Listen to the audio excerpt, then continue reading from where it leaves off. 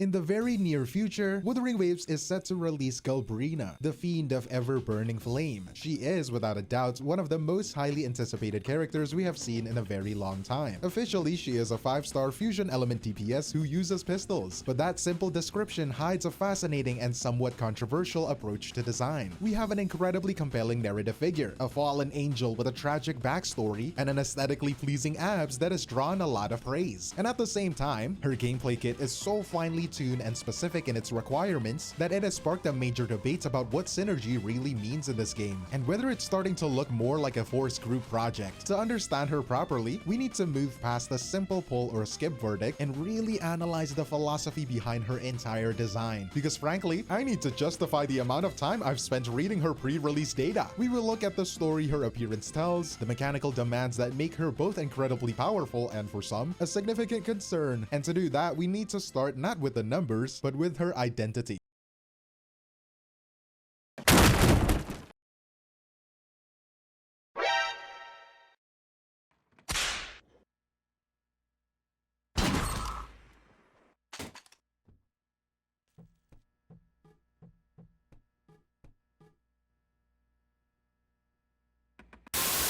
Let me introduce you to LD Shop, a formal game top-up platform developed by the trusted LD Player Emulator Group, guaranteeing safety and reliability for your in-game purchases. LD Shop offers unbeatable prices on Wuthering Waves Lunites and other in-game items like the Lunite subscription or Battle Pass. You can easily compare their prices, which help you save up to 25%. This means more pulls, more resources, and more power for your favorite resonators. Now let's talk about the top-up process. For Wuthering Waves top-up, you need to provide your game UID and password to LD Shop's secure system. It is crucial that you do not log into the game yourself during this recharge process. Once completed, they will securely log out and clear all login records. For maximum account security, they even recommend changing your password after completion, which is a great practice. This ensures a smooth and secure transaction every time. It is 100% safe, and there is no account that got banned until now. Buying your Kuro account here would help completing the top-up quicker. It is streamlined, efficient, and you will see your Lunites or subscriptions appear in your account in no time. And here is something awesome for all of you watching. If you're a new user and you register using my special link, you will get a fantastic 15% off coupon. That is a massive saving of up to $50 on your Wuthering Waves top-ups, letting you grab more Lunites for less. Plus, keep an eye out for an exclusive 5% off bonus you might activate just for being a first-time user. And for those dedicated rovers who want to keep pushing their limits, if you spend over $80 in 1 month on LD Shop, you can claim a free Lunite subscription just for topping up what you normally would. Make sure to claim it on the LD Shop homepage. So if you're looking for a secure, affordable, and efficient way to top up your Wuthering Waves account and get those crucial Lunites or a subscription using my link in the description, LD Shop is the way to go. Now let's get back into the video. Her entire kit, more than most characters, is a direct reflection of her story. The community has pretty much settled on this. It is presented less as a theory and more as an established fact at this point. Galbrena is the current identity of Angel, the character who vanished 16 years ago. The game isn't exactly subtle about it either. The distorted, demonic voice in her promotional material is identical to the one from the flashback of Angel's final confrontation. On top of that, the character Augusta explicitly states she hasn't seen Angel since that incident. It is a very clear line drawn from one character to the next, with all of the subtlety of a freight train. Her very name reinforces this theme. Her Chinese name is a transliteration of Gabriela, which has direct ties to the Archangel Gabriel, the messenger angel. The design team then runs with this fallen angel concept, probably after a very intense brainstorming session fueled by coffee and a love for edgy aesthetics. It is why you see prominent wing motifs in her design, and why some of her official art features her in a reoccurring upside-down pose. It is a deliberate juxtaposition, a clash of the angelic and the demonic in one person. This conflict is woven into her entire visual design. Her core motifs are snakes, feathers, and claws, seen in her earrings, her serpentine eyes, and most clearly on her signature pistols, which are adorned with a winged serpent design. This specific imagery has led many to connect her design to the Aztec deity Quetzalcoatl, the feathered serpent. The parallel goes beyond just the looks. Quetzalcoatl was a figure said to have departed his people with a promise to one day return. For a character coming back to the main story after a long absence, it is a fitting if slightly more dramatic comparison. Even the voice casting feels intentional. In English, she is voiced by Phrolova Wild, known as the voice of 𝗖𝗍 in Baldur's Gate 3. Anyone who has played that game knows 𝗖𝗍 is a sharp, commanding, and pragmatic character, so expect her to be very commanding and probably disapprove of whatever you're doing. So we have this fallen angel, this feathered serpent, a character whose identity is forged from a tragic fusion. That identity is the blueprint for how she actually functions in combat. Let's look at that blueprint. At its core, Galbrena's gameplay is built around a transformation. In her base form, the threshold state, her goal is simple: build a resource. This resource is called Sinflame, and she regenerates it just by landing hits on enemies. Once that gauge hits 100, her dynamic shifts. Her resonant skill becomes a new attack, Ascend of Malice. Using it consumes all of her Sinflame and immediately pushes her into the enhanced Demon Hypostasis state, where her damage output is significantly amplified. The basic rhythm is fight, build the gauge, transform. It is pretty straightforward, almost suspiciously straightforward, but the real complexity, the thing that defines her entire kit, is in how her damage is categorized. Galbrena's attacks are intentionally split across her kit in a very specific way. For instance, the first few hits of her basic attack string are classified as heavy attack damage, but the final hit of that same combo is considered echo skill damage. This isn't random flavor text, it is a core mechanic. The split is deliberately designed to interact perfectly with her signature weapon and her best echo set, which both give stacking buffs for alternating between these two damage types. It is an intricate self-sustaining loop that rewards you for using her full moveset and for reading a guide probably 3 times. The result is a very deliberate and carefully constructed design, a complete system where every part feeds into the next. But there is a second resource gauge, a second mechanic that sits alongside all of this, and that is the part that changes everything. That second gauge is called Afterflame. On the surface, its purpose is straightforward. The more Afterflame you have when she transforms, the higher her fusion damage bonus will be. More Afterflame equals more damage. But here is the single most important detail in her entire kit. Galbrena cannot generate any Afterflame herself. She can't even generate 1 point out of pity. Her teammates have to do it for her. Every time a nearby teammate casts their echo skill, she gains 8 points of Afterflame, up to a maximum of 40. That means you need 5 distinct echo skill activations from your allies before she even takes the field to max it out. Her pre-battle ritual is basically making all of her friends do chores for her. Functionally, this enforces a very specific and rigid combat rhythm. It is a setup-based gameplay loop where your supports must act first to charge her potential, and only then can Galbrena come in to do her job. And let's be clear, this is closer to a dependency than a synergy. It is a hard requirement built into her kit, and without a team that can effectively generate Afterflame for her, a huge chunk of her damage potential is just gone. This one mechanic fundamentally shapes her team building philosophy. It moves her away from being a generalist DPS you can slot into various teams. She doesn't want generalists, she wants specialists, and she has a very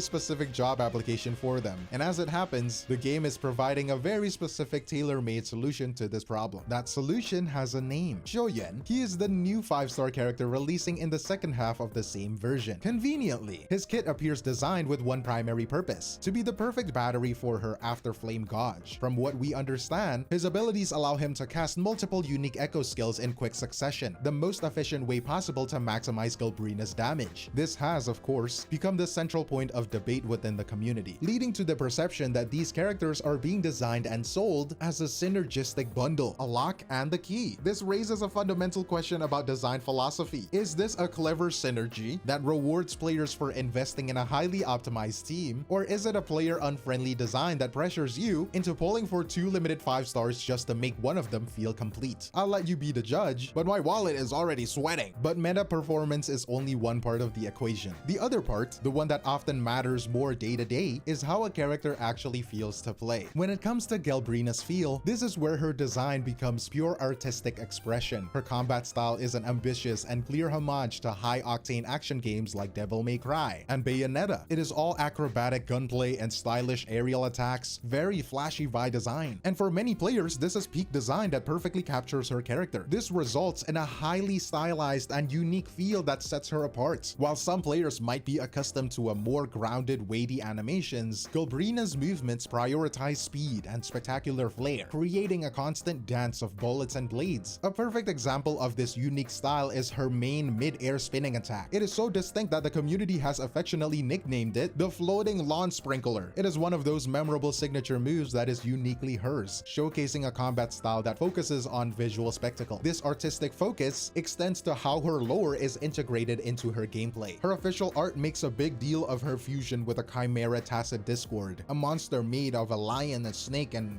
so on. In-game, the developers chose a more subtle approach. Instead of having her fully transform, these demonic aspects appear as a brief powerful flashes during her liberation, accentuating her attacks rather than overriding them. This keeps the focus on Galbrena's own incredible skill as a gunslinger, with her demonic power acting as a punctuation mark to her combos. What this shows is the incredible passion of the player base. People are so invested in her story that they are eager to see every part of it brought to life. The current design leaves exciting possibilities for the future, with room to explore her deeper connection to these tacit discords in the story, perhaps even unlocking more of that power down the line. You are left with a character who is not only powerful and functional on release, but who also holds the promise of an even more exciting future. So where does that leave us with Galbrena? When you put it all together, the lore, the complex mechanics, the dependency, and the divisive feel, judging her as simply strong or weak misses the entire point. She represents a very specific and demanding design philosophy. She is a finely tuned machine that requires premium parts to function at capacity. Some assembly required, batteries not included. This is what sets her apart from more flexible damage dealers. Her strength is immense, but also incredibly narrow. The real debate then isn't about her power level. We know she'll be strong in her ideal setup. The debate is about the cost and the conditions attached to that power. It is like buying a supercar, but the only key is sold separately, and the only fuel it takes is imported from another planet. Ultimately, her value comes down to what you're looking for as a player. Do you want that meta-defining power, and are you willing to accept the high investment cost, or are you drawn to a compelling character with the understanding that her full potential might remain just out of reach? It raises a broader question about the direction of character design in this game. Is this the level of specific interlock synergy where one limited character feels like the key for another the future we should expect? It is a significant design choice, and I'm curious to hear what you think. Let me know your thoughts down in the comments below, but that is all from me, 𝗖cie𝗽𝗆𝗿𝗵𝗁, and I will see you in the next one. Cheers!